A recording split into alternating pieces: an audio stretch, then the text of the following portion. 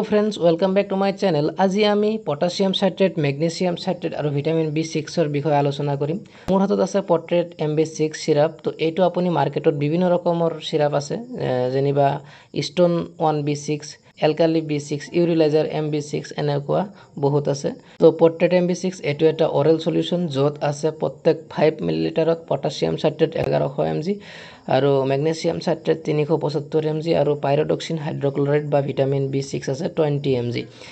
এই ঔষধে মূত্ৰৰ অম্লতা বা যাক আমি এসিডোসিস বুলি কওঁ, তাৰ মানে হ'ল শৰীৰত এসিডৰ পৰিমাণ বেছি হ'লে যাৰ ফলত পেশাবৰ সময়ত জ্বলা-পোৰা কৰে বা বিষাই থাকে, সঘনাই অলপ পৰিমাণে পেশাব হয়, বিশেষকৈ কিডনি প্ৰব্লেমত এই ঔষধে নিয়ন্ত্ৰণ কৰে। কিডনি ষ্টোন বা বৃক্কৰ পাথৰ হোৱাৰ সম্ভাৱনা থাকিলেও তাক ৰোধ কৰে।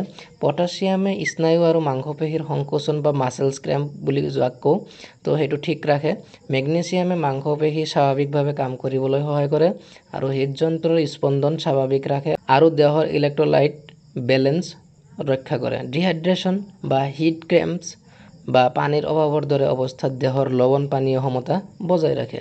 ভিটামিন B6 প্ৰটিন মেটাবলিজম আৰু স্নায়ুৰ স্বাস্থ্য আৰু কিডনি ষ্টোনৰ পৰা ৰক্ষা কৰে।